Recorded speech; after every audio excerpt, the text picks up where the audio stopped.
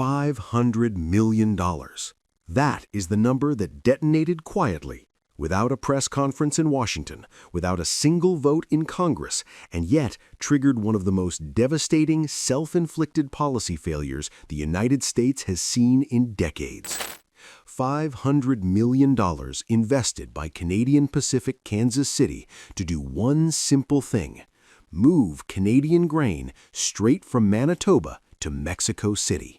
No American ports, no United States inspection bottlenecks, no political permission slips from Washington, just steel, rail, and inevitability.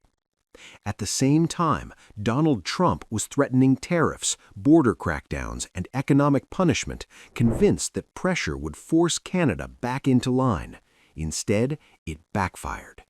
This is not a trade dispute. This is a strategic misfire. Because while Washington was posturing, Canada was building. While the United States was tightening control, Canada was quietly removing itself from that control altogether. And the result is brutal. American ports sidelined, American leverage erased, and American territory reduced to nothing more than a passive transit corridor Washington can no longer meaningfully control. Here is the question no one in the United States establishment wants to answer. Why did the United States choose coercion while Canada chose engineering? Why did Washington escalate threats while Ottawa designed an exit? And most dangerously of all, how did Trump's aggression end up accelerating the very outcome American policymakers fear most: Canada no longer needing the United States at all? Because this was not an accident. This was not inevitable. This was a choice, and the consequences are only just beginning. To understand why this moment matters, you have to strip away the politics and look at the machinery underneath global trade, the parts that actually move value. Grain is not oil. It does not wait patiently in storage. It operates on timing, margins, and certainty. Canadian grain exports, especially wheat and canola, depend on just-in-time supply chains. Delays of days do not cause inconvenience, they cause contract breaches. For decades, the United States sat at the center of this system, not because it owned the grain, but because it controlled the choke points. Canadian exports moved south through American rail lines, into American ports, through American inspection regimes. Ports like Seattle, Portland, Houston, and New Orleans extracted value at every step: unloading fees, storage charges, quality inspections, and regulatory tolls. That leverage created the illusion of power. But leverage only works if the other side has no alternative. Enter Canadian Pacific Kansas City, the only rail network that physically connects Canada, the United States, and Mexico as a single continuous system. After its $31 billion merger, CPKC did something Washington failed to anticipate. It internalized the entire value chain. 5,900 specialized grain rail cars now move directly from the Canadian prairies to Mexican industrial and consumer hubs. No port queues, no American inspectors, no political friction. The marginal cost of transport drops, the risk premium collapses, and reliability, what buyers care about most, goes through the roof. Mexico imports tens of millions of metric tons of grain annually. For food processors, bakers, and livestock producers, supply stability matters more than flags or alliances. When Canada can deliver directly on rails it owns, schedules it controls, and infrastructure it finances, the economic logic becomes irrefutable. Meanwhile, the United States gains almost nothing. Transit fees are minimal. Value-added services vanish, employment tied to port handling evaporates, inspection authority becomes symbolic. Washington still owns the land, but the power has drained out of it. This is the quiet reality Trump ignored. Trade power is not about threats, it is about optionality. By weaponizing access instead of reinforcing partnership, the United States pushed Canada to invest in independence. And once that independence is built in steel and concrete, it does not reverse with an election cycle. This is not a temporary workaround. This is structural, and it sets the stage for the real damage. What happens when this decision hits American workers, states, and industries head-on? This is where Trump's strategy stops being abstract and starts hurting real people inside the United States. Because when Canadian grain stopped flowing through American ports, the damage did not land in Ottawa. It landed in Washington, Oregon, Texas, and Louisiana. Ports like Seattle and Portland were built around bulk agricultural throughput. Grain is not glamorous, but it is volume-heavy, labor-intensive, and fee-rich. When that volume disappears, the impact cascades immediately. Dock workers lose shifts, storage operators lose contracts, inspectors lose relevance, and port authorities lose revenue measured in the billions of dollars. According to port industry estimates, Canadian grain previously accounted for a double-digit percentage of bulk handling activity in several Pacific Northwest terminals. Remove that flow, and fixed costs do not disappear. They suffocate everything else. Cranes still need maintenance, dredging still needs funding, payroll still comes due. This is where the backfire becomes brutal. American ports were not competing with Canada, they were profiting from Canada. Trump's policy did not punish a rival, it undermined a customer. In the Gulf, the situation is even worse. New Orleans and Houston built inspection, blending, and transshipment ecosystems around Canadian origin grain bound for Latin America. That ecosystem is now bypassed. Mexico no longer needs to wait on United States regulatory clearance when grain arrives by rail directly into its own territory. An executive at a Gulf Coast grain terminal summarized the damage bluntly in a closed-door industry call. "We invested for volume that Washington just scared away. There is no replacement cargo at this scale." And it does not stop at ports. Rail operators inside the United States now find themselves demoted to silent corridors. Trains pass through American land, but American firms extract almost no margin.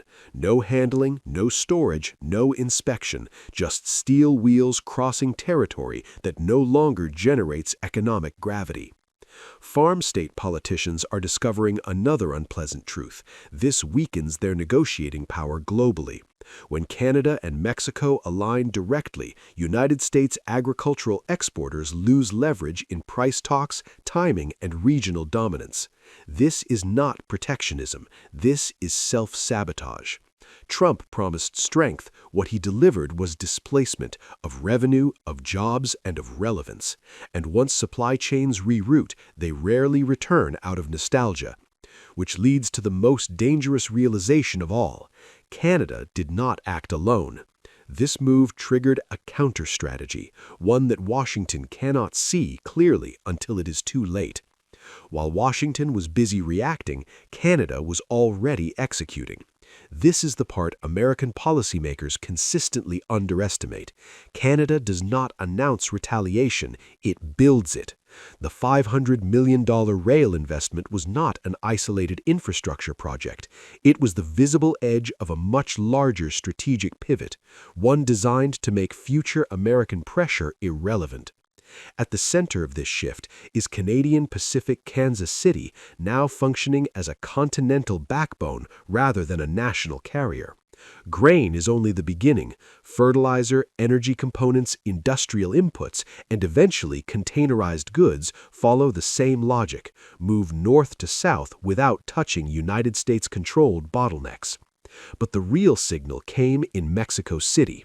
When Mark Carney appeared publicly, eating bread baked from Canadian wheat, this was not optics, it was confirmation, a declaration that Canada's export future no longer runs through Washington. His message was precise and devastating. Canada no longer requires permission. Mexico understood immediately.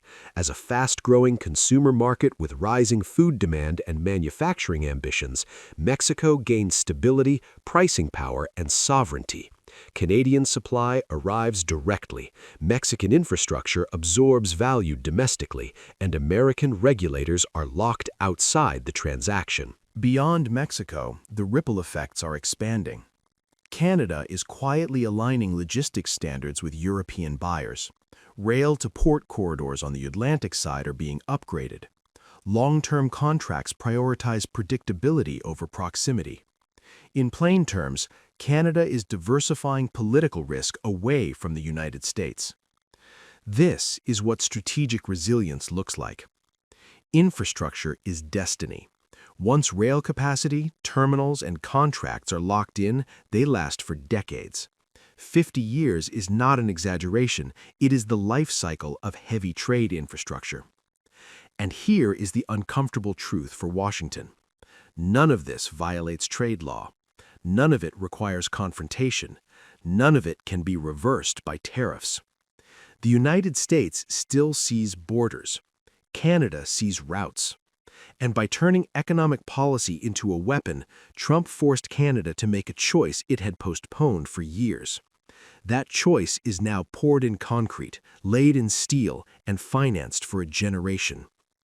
Which brings us to the deeper consequence, one far more dangerous than lost port revenue.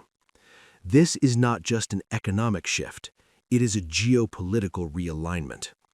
What just happened is not reversible, and that is the part Washington still refuses to confront.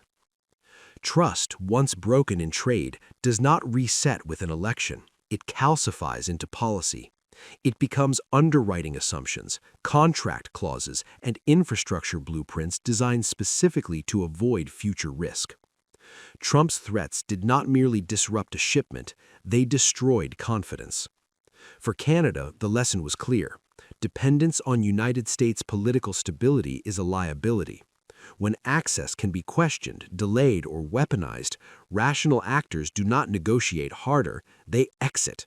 And that exit is now institutionalized. Canada's direct rail integration with Mexico has changed North America's power geometry. The United States no longer sits at the center of continental trade by default. It has become one option among many, one burdened by unpredictability. That shift has consequences far beyond grain. Once supply chains re-anchor, financial systems follow. Insurance premiums adjust. Long-term contracts prioritize jurisdictions seen as stable and non-coercive. The United States, once the anchor of reliability, is now priced with a risk discount. Even more damaging, competitors are watching closely. China does not need to outcompete the United States militarily if Washington keeps alienating its own neighbors. It only needs to offer predictability, long-term contracts, infrastructure financing, non-interference. The same logic applies to Russia, which understands better than anyone how energy and food corridors shape geopolitical loyalty. By forcing Canada and Mexico into a durable infrastructure alliance, Trump accelerated a fragmentation that benefits America's rivals by default. And here is the cruel irony. Even if Trump leaves office, the damage remains. You cannot unbuild a rail network. You cannot renegotiate trust after it has been replaced. You cannot threaten your way back into relevance. The United States still has power, but it is bleeding leverage. Slowly, quietly, structurally. And the more Washington treats trade as domination instead of partnership, the faster that leverage drains away, not with a collapse, but with a redirection. Which brings us to the final question, one that will define the next half-century of North American power. Power is not enforced by threat alone. It is sustained by trust, by reliability, and by the quiet assumption that tomorrow will look broadly like today. The United States broke that assumption. By turning economic interdependence into leverage, Washington taught its closest neighbors a lesson they will not forget. Dependence is dangerous. Canada listened, Mexico adapted, and together they built a system that no longer requires American approval to function. This is not a collapse that arrives with sirens. It is a redundancy.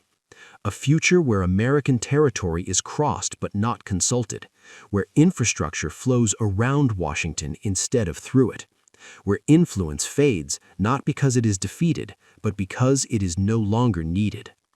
So here is the question that should unsettle everyone watching this unfold.